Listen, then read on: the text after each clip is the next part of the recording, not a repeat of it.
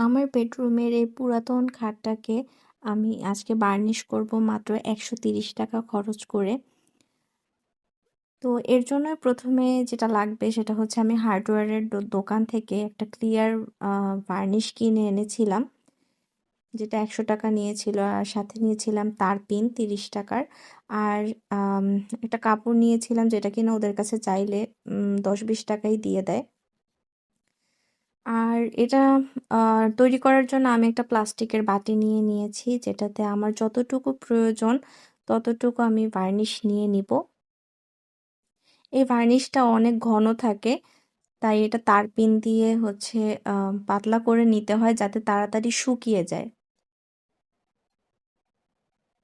তো এখানে আমার যতটুকু পরিমাণ তারপিন লাগছিল আমি দিয়ে নিচ্ছিলাম।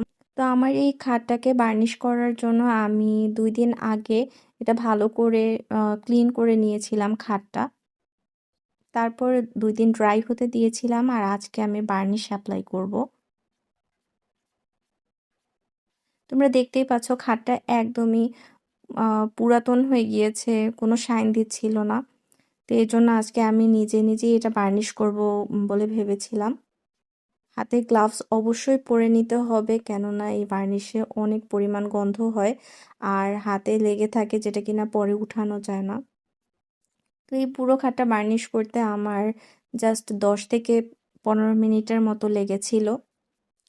আর এরপর আমি এটাকে ২ দিন শুকাতে দিয়েছি, যাতে করে এটা হাতে না লাগে।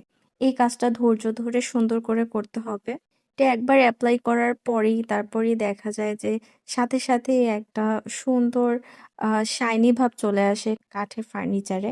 তো আপনাদের যদি এই বার্নিশ নিয়ে আর কোনো প্রশ্ন থাকে তাহলে অবশ্যই আমাকে জিজ্ঞাসা করবেন, আমি উত্তর দেওয়ার ট্রাই করব। কাঠের ফার্নিচার বার্নিশ করতে হচ্ছে বাইরের দোকানে থেকে লোক আনতে হয়। আ আর সেটা যদি আ করি তাহলে অনেক বেশি টাকা চার্জ করে ওরা। এর থেকে মাত্র ৳১৩০ য় এই বার্নিশের জিনিসগুলো আমি কিনেছি। এখনও আমার অনেকটা বার্নিশ রয়ে গিয়েছে, যেটা দিয়ে কিনা আমি আরও ২ একটা ফার্নিচার ইজিলি বার্নিশ করতে পারব। তো আমার ভিডিওটা কার কেমন লাগলো? আর কোনো প্রশ্ন থাকলে অবশ্যই আমাকে জিজ্ঞাসা করবে। আজকে এই পর্যন্তই। আল্লাহ হাফেজ।